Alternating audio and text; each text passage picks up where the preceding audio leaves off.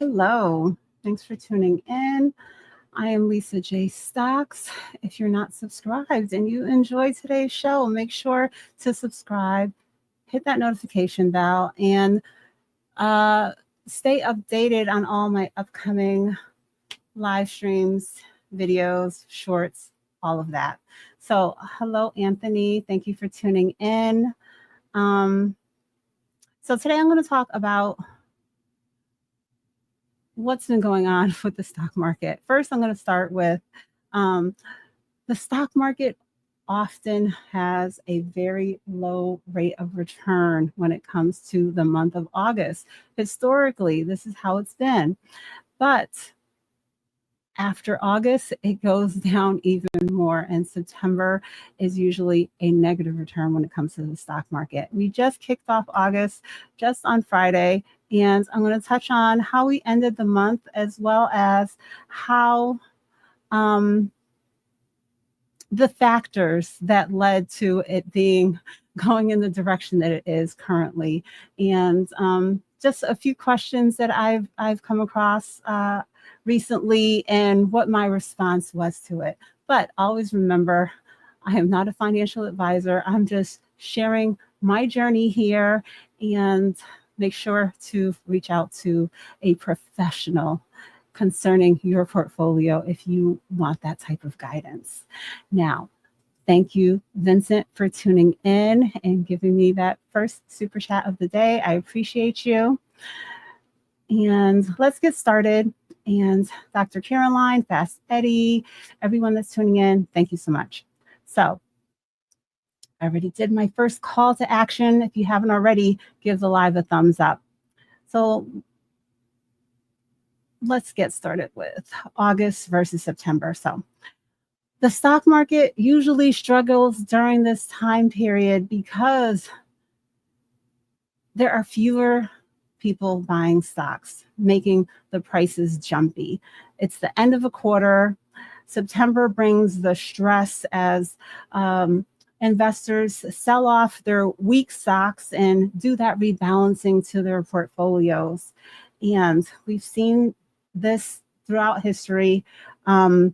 Crashes that started off like this. We saw the warning signs coming at that late summer kind of part of the year, like back in 2008. We saw this heading this direction. So investors often, if you are an into an investor, you knew this already. They are aware that these are bad months when it comes to the stock market. But if you're a long-term investor like me, it's not an issue. It's not an issue. And I'm going to talk about some responses that I gave to some people recently.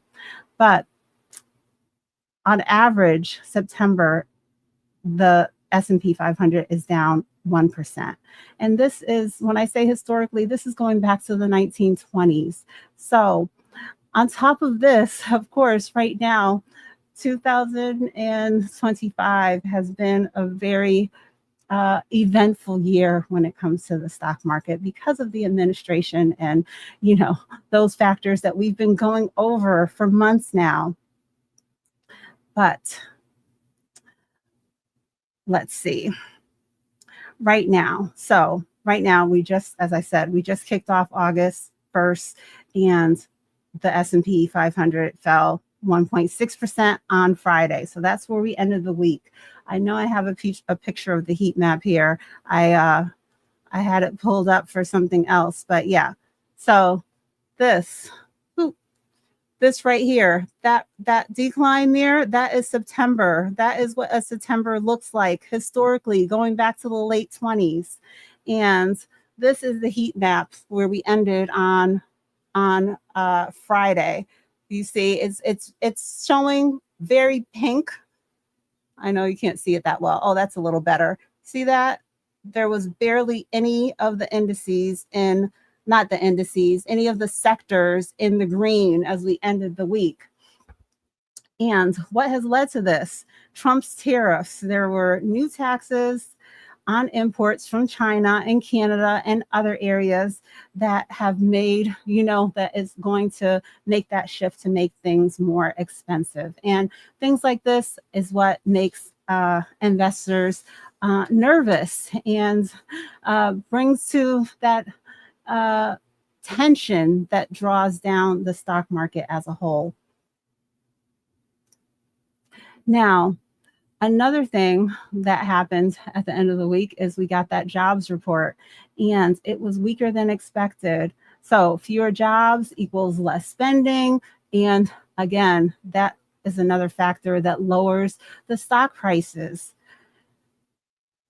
People are, well, some people are ditching stocks and might want to shift to safer things like bonds or gold or different assets. So another factor is over the last 2 weeks, we have quite a bit this week also, but we had a lot of the Mag 7 reporting earnings, lots of big companies, and most did well, but those that came in, just slightly above expectations or did not meet, those are another factor that just kind of coincided with the start of August and also pulled down the performance of the stock market as a whole. So these new taxes, they're going to make people potentially buy less, and that will lead to, say for example, the sneakers at the store. If they cost more, then we buy less, the store is earning less, and this is what's going to impact the profitability and the stock market as a whole. So back to Trump's tariffs. So he announced some huge tax imports. He's still back and forth with China. Starting on August 7th, there's going to be some changes. So these higher prices are going to trickle down to companies like Apple that are going to have to be paying more for the parts and components that they need. And so it's expected, or, the tension comes in, the anxiety that they're going to raise prices, their profits are going to come down, and these are the type of things that impact what is going on. So another thing is when these countries, we can potentially get back into this back and forth with the trade wars as we hit other countries with these tariffs and these taxes, then they potentially could fight back, like China has already showed us that they will. And as prices go up, our earnings are not going up. And so people may have to buy less. And this will, as I said, hurt the companies that we are wanting to see thrive if we are shareholders in them, whether it's in, direct exposure or in the S&P 500 as a whole. So tariffs lead to uncertainty, but there just happen to be some extra added factors.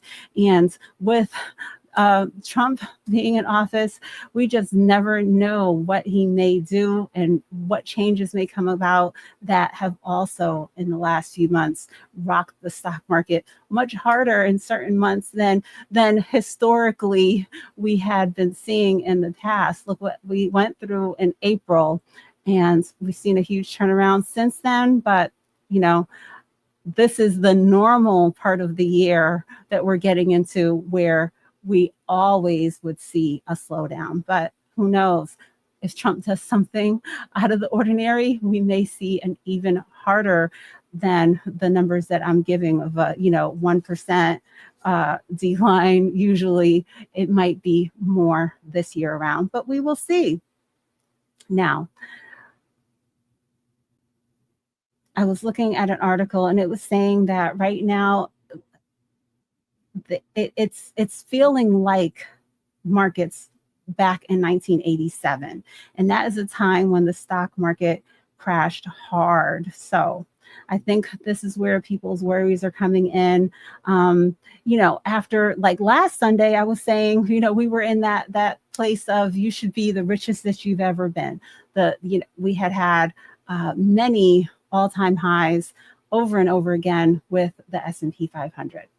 And then, to see that pullback at the end of the week, it's making people nervous. So I'm gonna share two comments that I read recently, but I'm gonna take a quick second and go to the comments for a second. Thank you, Rod. Let me see what Anthony is saying. So is the market going to be on sale? Is this good? Is this a good time to put in some put options? Oh, well, that's up to you, Anthony. But yeah, that definitely could be a consideration. I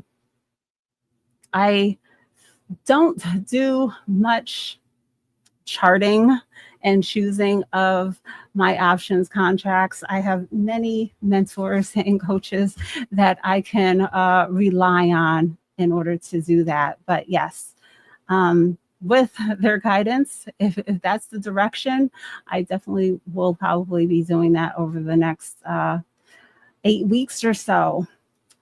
Now, okay, back to, let me take a quick back. Fast Eddie, is that Starbucks ticker symbol you're asking me about?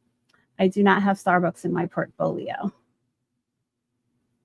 All right, so when I read two comments recently, I say this weekend, and both of them were kind of around like, what would you do? And as I said, not a financial advisor, but I did reply to both of these comments.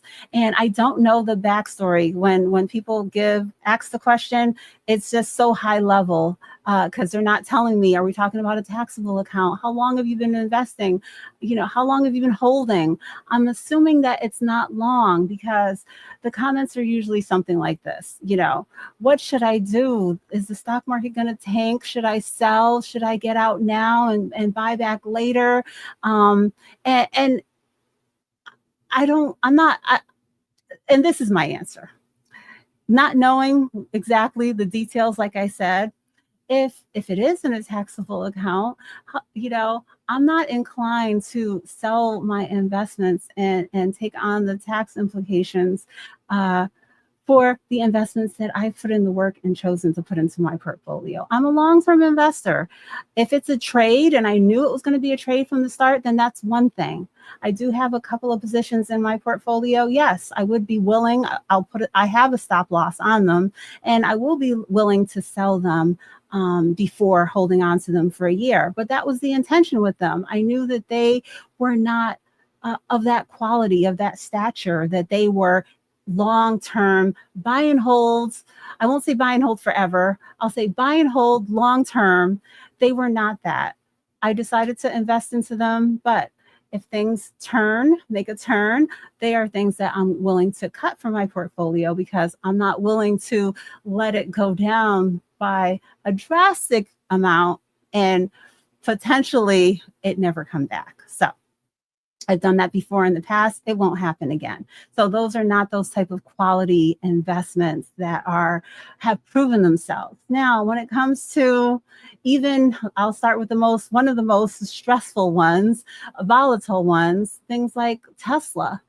I'm not selling my Tesla, my Apple, my Microsoft, my Meta. Those are the type of things that I have in my taxable account, my growth portfolio. I'm definitely not selling anything within my retirement accounts. Those are the type of I incorporate investments there that are pretty much buy and hold forever. I'm not trying to go in there and rebalance.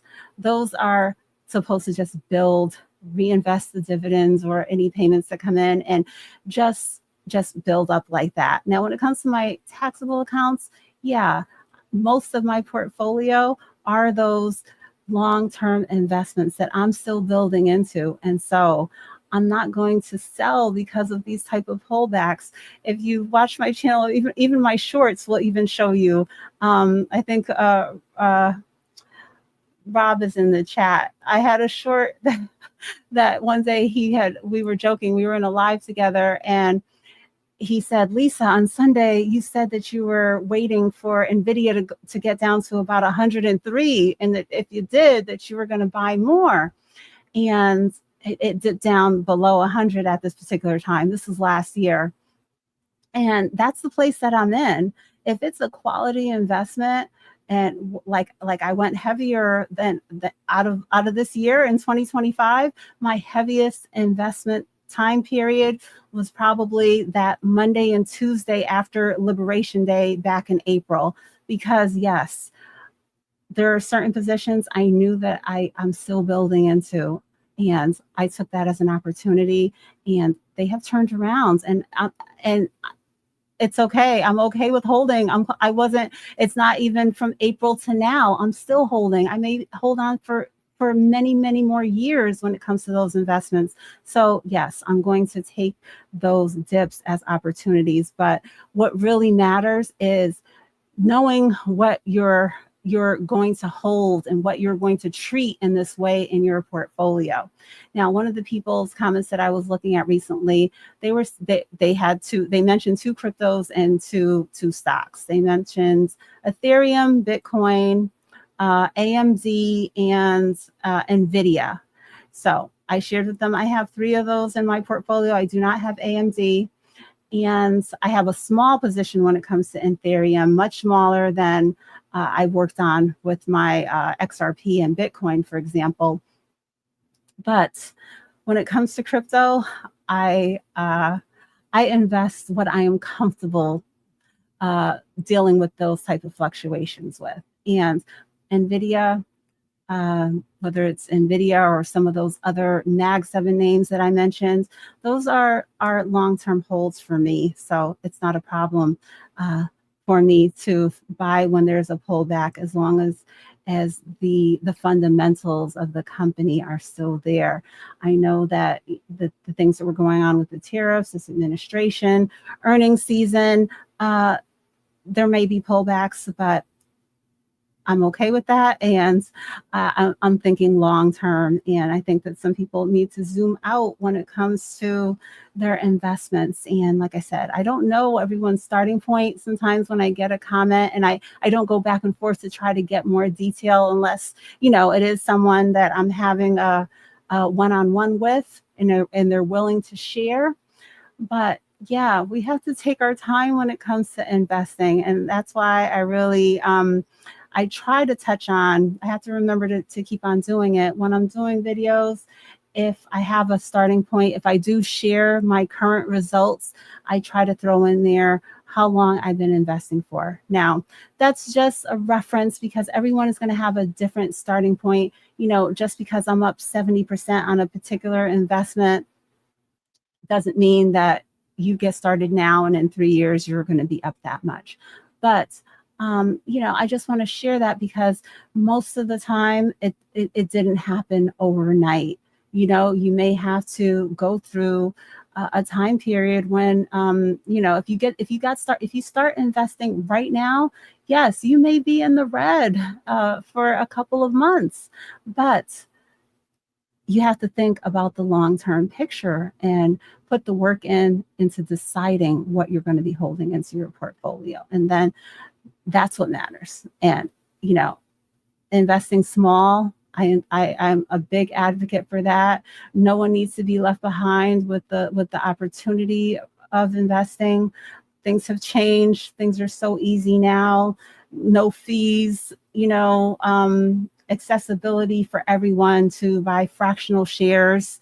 And it's just a matter of staying consistent and not feeling like investing is not for you, because it is truly for everyone in order to have this opportunity to build wealth. So I don't see anyone chatting much. Double down and buy more so you can continue to get the gains. That's what I plan to do. Okay, thank you for sharing that, Anthony.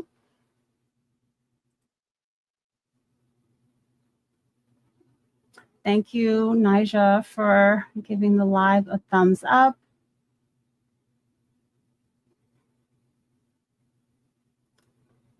Stock Talk David, I don't believe you. I don't believe that you are nervous at all. Oh, there's an LOL at the end. Okay. All right.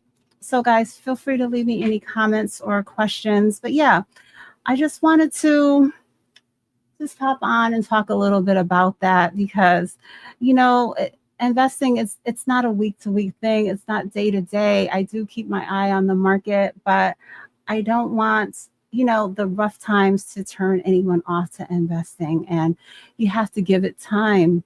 It's just a matter of, like I said, getting into good, sound investments.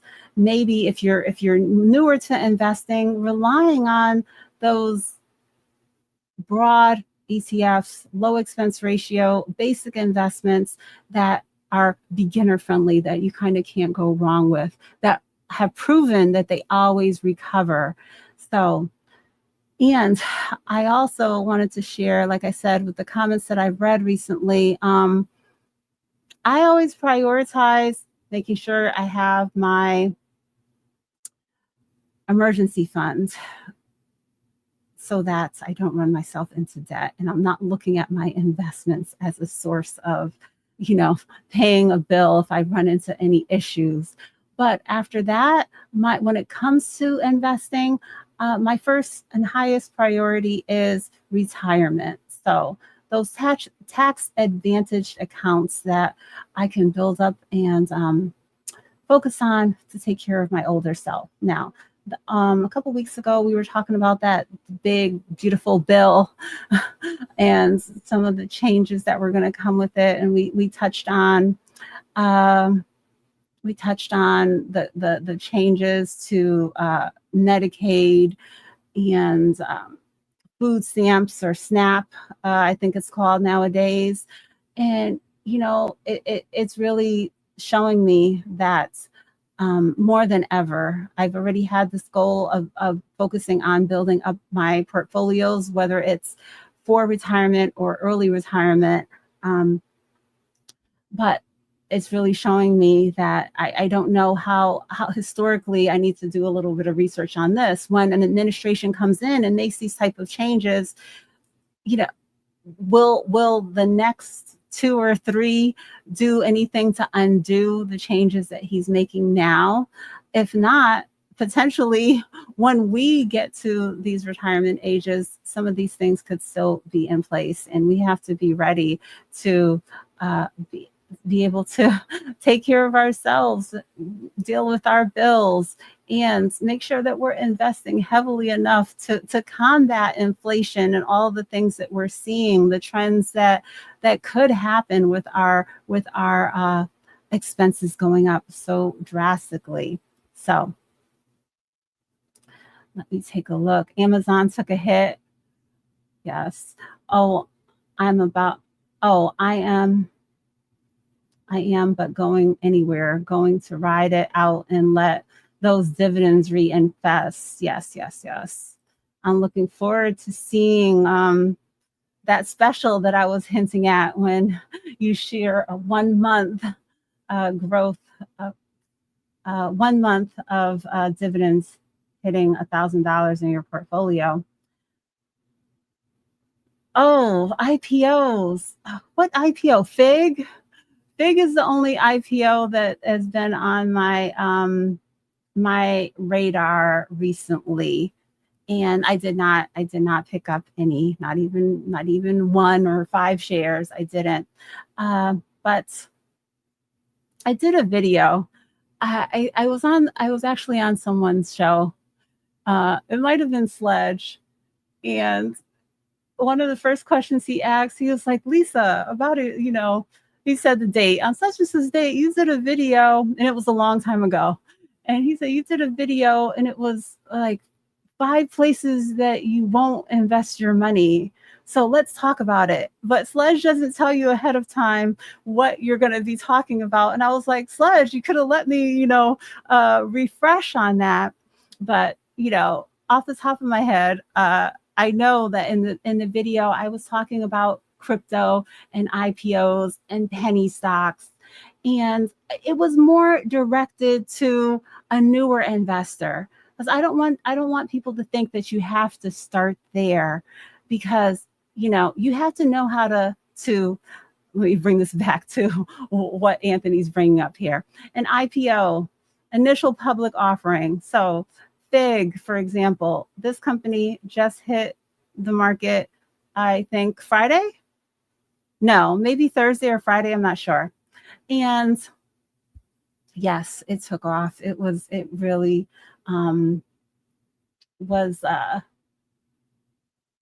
something to see, but so was Meta, you know? So what I'm saying is, I'm rambling now, but what I'm trying to say is that the things in that video where I said things I won't invest into, I do happen to invest into them, but I started to invest into them when I was ready, when I felt that I had the knowledge. And I want people that are just getting started investing to build that knowledge before you jump in and you're incorporating IPOs into your portfolio and crypto, especially this very, small crypto coins, fart coin, and all these weird things that that you have no idea what the use case is, that you've never heard of before, and things like that are just this IPO, yes, it ran up, but do you know how to put on a stop loss? Do you know how to make sure to capture those gains? So that's what I wanted to touch on there. But yes, FIG. I'm not, so back to Anthony's question. Is it something that we should pay attention to? I pay attention to it, but I don't necessarily have to jump in on all of those type of things. I have, my plan in place. And if I want to incorporate that as a trade, I can do that. But this past few days, I did not decide to incorporate FIG as a trade. So let me see. Let me go back. So thank you, a brother of a certain age, for the second super chat of today, and for also being a channel member for 13 months, one of my very first channel members. And again, thank you to Vincent for giving the first super chat of the day. Now,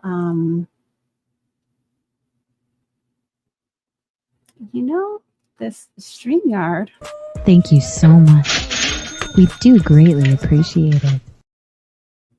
Has been changing up on me and making it hard for me to find all of my little assets. But okay, so Curtis is saying, I agree, wait to invest in IPO stocks. Yes. So I hope you guys understood what I was saying, because, I'm not against anything, I am not like, oh, you shouldn't options trade, you could lose all your money. My boss used to say that to me all the time, and I just thought it was ridiculous. I would not do that. Do you not know me? I would say to him, why would you think would I do something like that? No. I options trade. I use my stop loss. If I'm unsure about something and it's, it's not, the date is not, it's not a leap, it's not way far out into the future, then I'm not going to hold overnight. I'm going to do my best to mitigate my risk when it comes to options trading. So the same thing with if I jumped in on an IPO, or if you guys are thinking about doing it, do it, but use a stop loss if you are feeling the way that I am, that an IPO needs time to graduate and prove itself, and you don't want to necessarily be holding something, diamond handing something that goes way down. But the choice is yours. But if you don't even know how to put on the stop loss, if you're not knowing how to put on alerts and monitor it, and you don't want to take time on a regular basis to look at the charts, then maybe these things are not for you at this time. Then there are other investments. There's never a time that there's nothing for you to invest into, in my opinion, but just take your time, get into things when you are ready for it. And I think that my message in that video was really to tell people that they don't have to do the things that they hear about. You hear about some random, crypto coin, some obscure thing that's just coming out, and you don't think that that's the only thing that fits into your budget, that you are just going to, basically catch NVIDIA before it runs up. Could happen, but if you do it, make sure you're mitigating your risk, doing some research, having some knowledge, and knowing how you can get out in profit, hopefully, or with a small loss. Because, yeah, I never use that expression over here of invest what you're willing to lose. I'm not willing to lose anything when it comes to my investments in my portfolio. Now, I'm saying that high level. Of course, like I said, I options trade. I do have a couple of investments that are in the red right now. And when I say that, I mean, the good outweighs the bad so much more. And when it comes to something like that, I'm going to be working to make sure to mitigate my risk as much as possible. And it's easier nowadays. Well, I have no comparison to what it was to be an investor back in the 80s or something like that.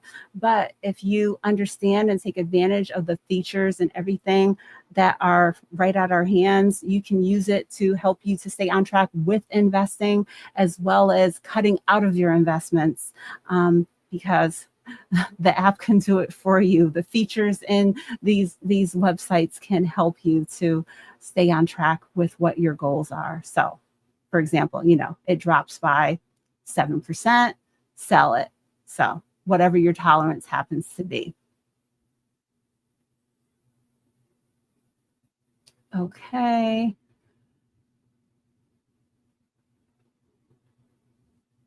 So Anthony's saying he usually waits about 60 days from IPO. Oh, investors usually wait about 60 days from IPO to sell their shares. Yeah. So, but yeah, if I was in it, yeah, I would just, it would have been a very quick trade for me. I don't know that I would be holding on to it long term, but yeah, that's something I would be obviously, like I said, willing to. At the beginning of the show, I was talking about some people saying, do you sell your stocks when there's a pullback like we're going through right now? No, I didn't sell my stocks when we were going through all that drama in April. Right now, I know that potentially, historically, I'm expecting the market to pull back. How much? I don't know. A few percentage on my long-term investments, I'm going to deal with that and potentially buy more, and just know that I'm willing to ride the wave. I'm always looking at my portfolio. A day doesn't pass that I don't look at my portfolio, because I'm just that type of person. I have alerts set, and just, yeah, I'm constantly looking. But that works for me.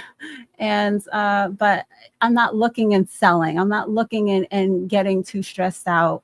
Last week I was sharing that one of my retirement positions in FXAIX, it went from 150K in January down to 135 in April. And you don't like seeing that. You don't like to see that your portfolio is taking those dips, but the larger the portfolio, the bigger those dips are going to be. And you have to be ready for it, and just know that retirement is not tomorrow. When I mentioned about retirement accounts, obviously, as you get closer to retirement, you have to make those shifts and changes in order to be on track to make sure that you are getting things more conservative. But yeah, I'm not there yet. I'm in the building phase, and I actually went to Fidelity because I'm going to be making some changes. I'm probably going to be starting a new portfolio. I'm not sure if I'm going to be able to do all my research and get it started tomorrow, but very soon it's going to be, for retirement.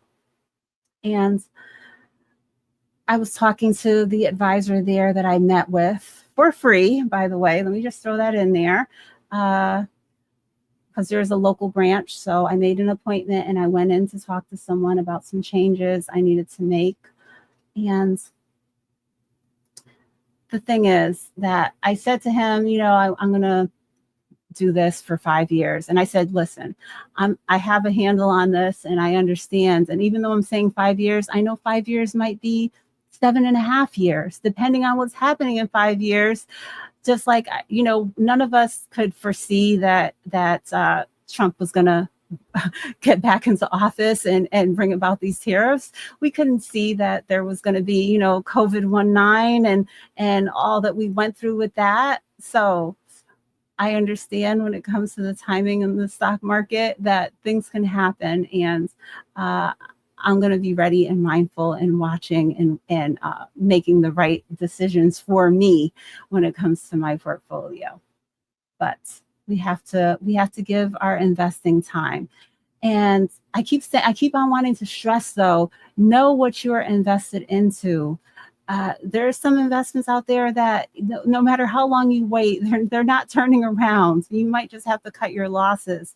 But most of my investments are really basic things. They are ETFs, mutual funds full of companies, or at least the top maybe 25 companies, definitely top 10, are going to be things that you are totally familiar with. And then when it comes to my individual investments, the same thing, things that you most likely have heard of.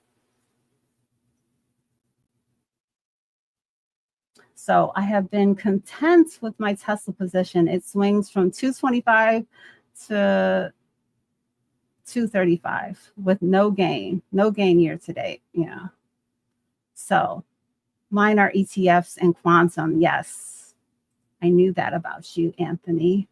One of the big quantum names has earnings this week, right? I think so.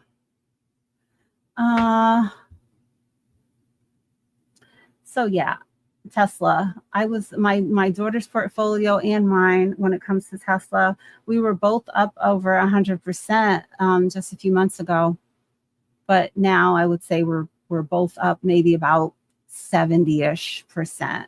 But yeah, I wasn't inclined to sell my Tesla just because I didn't take any profits on my Tesla, but that was my personal preference. And I'm going to give Tesla time. I'm going to give them time to get these robo taxis going, potentially get these robots in people's houses doing their chores for them, just like those Jetsons days. And I'll see what my Tesla stock is looking like back then. So that's another thing that, over the last few months, Elon and Trump and the drama, because Tesla is high up there. Mag 7 company, pretty high up, usually about 10 or 11 when it comes to the largest companies in the US. So yeah, a market mover. And for them to be having all of that drama, it impacts our portfolios.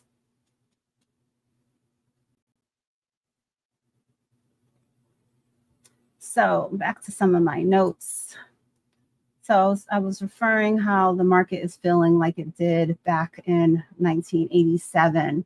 So what's similar about what we're going through now and what we were going through then is that the dollar, we're dealing with a weak dollar. The dollar is down 9%. And this is something that we saw in the past, reflecting on, what has gone on historically. And this makes investors nervous. Stock prices are expensive compared to what the earnings reports are currently coming out with. And these Trump tariffs have caused so much drama and uncertainty. And I guess we're dealing with something similar with a lot of policy changes back in those late 80s timeframe. But what's different now is that I guess the structure of the stock market is different, and they can pause trading if crashes are coming too fast, or the stock market is, the correction is going on in the type of way that it was back then. The S&P 500 companies are still making solid profits. And the Federal Reserve is maybe in a different way than way back then, watching closely and making the rate cuts in order to make sure that they are making things as easy as possible when it comes to the market. So, what do you guys think? What are you guys planning on doing? I know a few of you have shared that you're gonna, hold tight, continue to invest. Um,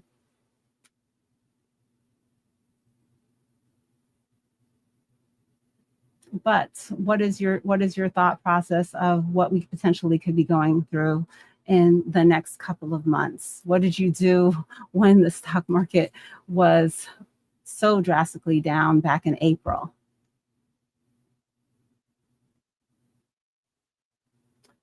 Is it better to get 100 shares of a penny stock or 100, or use it to get a partial share of Nicole?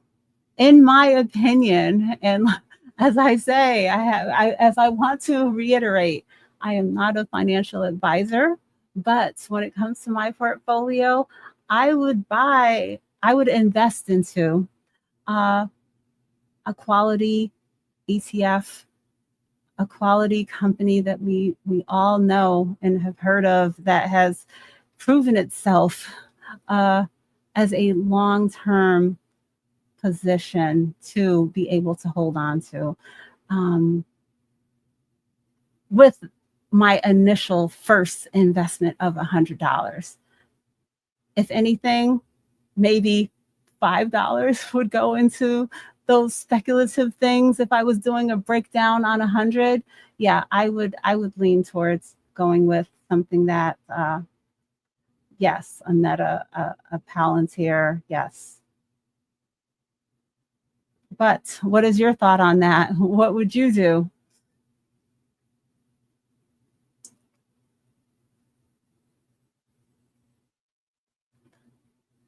Hold like glaze on a donut. That's what you're doing over there, Anthony.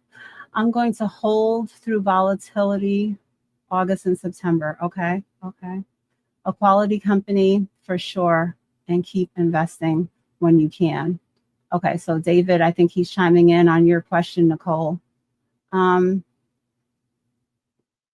but yeah, that's what I would do. I think that the way you worded it, of, you can get a bunch of shares of a company. To me, it's not about the amount of shares. There's a couple of positions in my portfolio that I have 2 shares. I think I have on Meta, I think I have 2.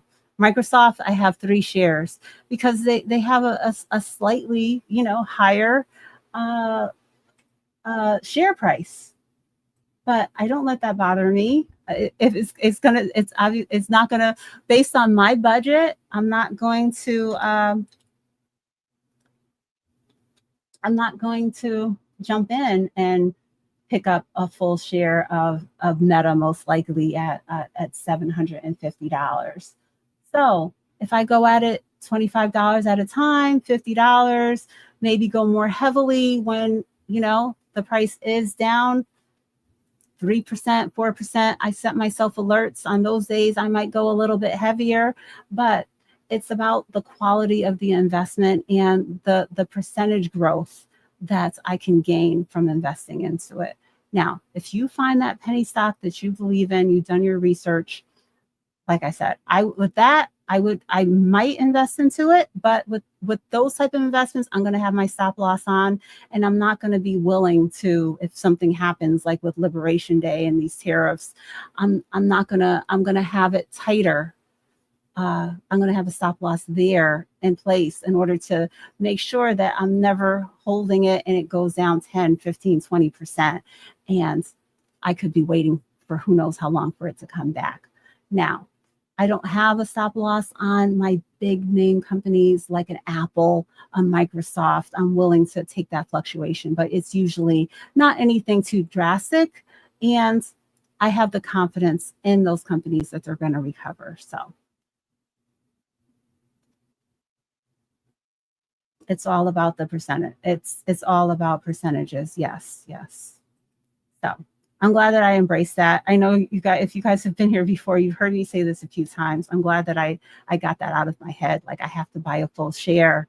I have to, I had to buy a full share all at once. Glad I got that out of my head a long time ago because it let me get started with Amazon and so many other investments that had not had a stock split recently, or maybe had never had a stock split when I started investing into them. So yeah, $1,200, $3,000. Like some of these investments were very expensive, but it didn't hold me back because I got started, you know, 10, 20, whatever I had at a time, stayed consistent with whatever I was investing into and built it up that way. And then when the split came, I have multiple shares now, but that's not what matters. I'm invested. So David is sharing, I had 20 shares of Meta at one point and sold thinking I was too heavy in tech, one of my biggest mistakes, but I still have a small position in Meta. Yeah, I was late to Meta, but we can't beat ourselves up for all of our choices. We can't see the future. We just have to do the best that we can. I have read a book. Have you read the book Invested by Daniel Town? I heard it's very detailed.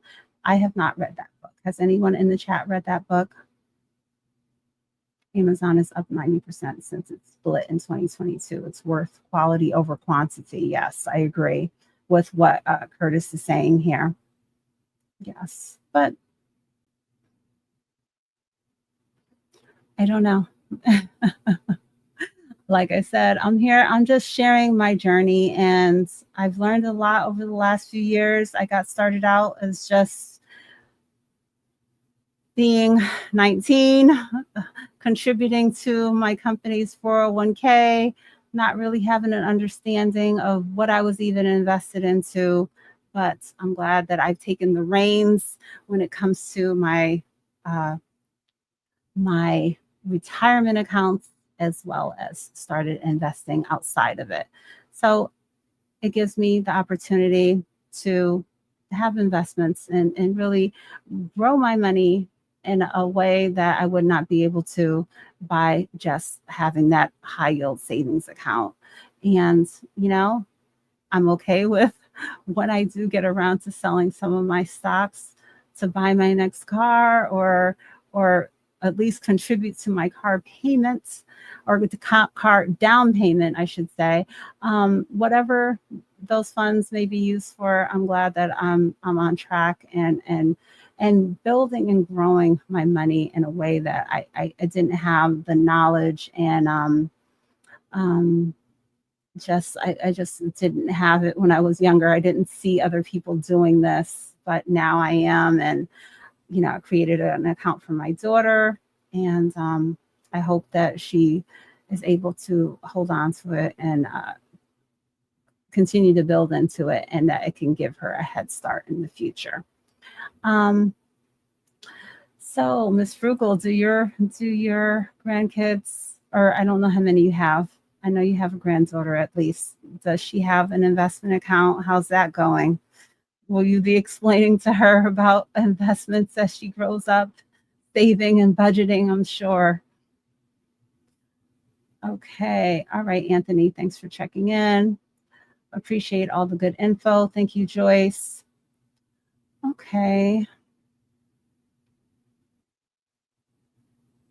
All right. So that's all I want to really touch on for today. The stock market right now, it could cause you stress if you are that type of person that feeds into it. If you have, I'm not saying to turn a blind eye to it, but if you have those good quality investments, ETFs, a good foundation, not too much stocks that are going to have a lot of volatility. And even if they do, stocks that are going to, that you have confidence. I guess we don't know anything. Stocks that you have a high conviction in, that you have confidence that they will recover in time, even when we have these pullbacks. just stay focused, stay invested, invest more if you have the budget and opportunity. While there is some market dips on those quality investments that you're still working on building up into your portfolio. I've never sold anything of that was a true long-term investment because of a dip. And thankfully, I've got a handle on what is an investment and what is a trade when it comes to when I add something into my portfolio. And I think that some people, the way they're reacting to the swings in the market, they are traders. They are not investors if they cannot tolerate the moves that we're going through. If they take a look at the news, especially, and have an understanding as to why, like I just mentioned, the earnings, the tariffs, the jobs report, take all of that into consideration. And I think you should be able to wait it out a few months, unless like you're a trader, like I said, or you are at the end of the road where you're ready to tap into these investments. I'm not in either one of those places right now. If it's an investment, it's an investment, and I'm able to hold on to it and wait it out, understand why there is this volatility, understand what has happened that is causing my investments to pull back. But to stick with the safest bet that you are comfortable with. Don't be, heavily into crypto or something that's going to fluctuate in a way that is going to give you stress, So let's be on the lookout for what's going on in the news, what comes next from the Fed as far as rate cuts in the future. And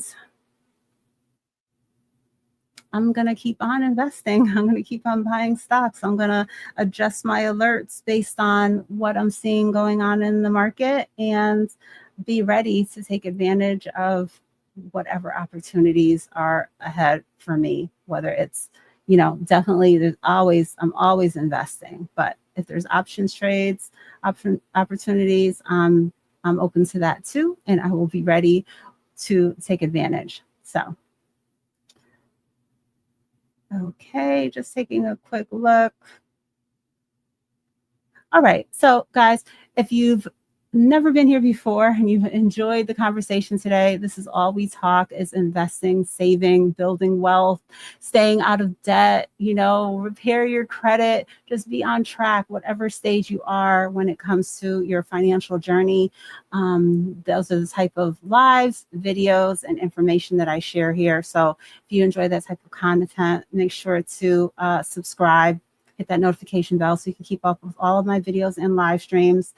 I try to check in live every Sunday at 3 p.m. Eastern Standard Time. So I will be back next Sunday again. Thank you, Curtis. Traders and investors have different strategies. Yes, definitely. Custodial accounts.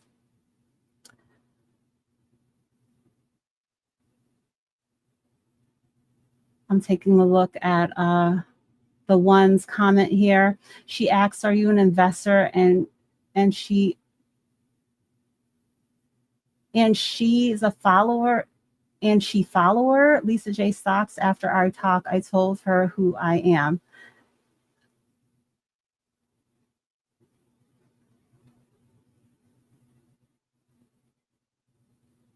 She's a follower of me. You ran into a follower of me, the one at the store. Is that what you're sharing? I'm not sure. If you're still here, let me know.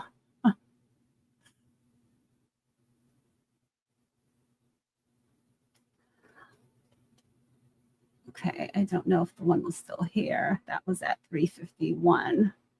Okay. Yes, you ran into a follower of mine. That's nice to hear.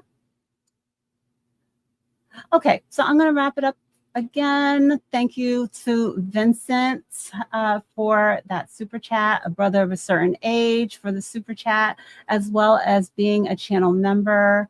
If you want to support the channel, that is another way that you can do that, is by becoming a channel member. So check that out.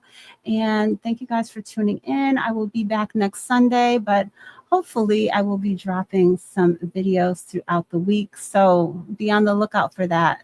And I will see you soon. Stock it up, stock it up, stock it up, stock it up, stock it up, stock it up, stock it up. It's Lisa J Stocks. It's Lisa J Stocks. It's Lisa J Stocks. It's Lisa J Stocks. Stock it up, stock it up, stock it up, stock it up, stock it up, stock it up, stock it up. It's Lisa J Stocks. It's Lisa J Stocks. It's Lisa J Stocks. It's Lisa J. Yeah. Like, share, subscribe.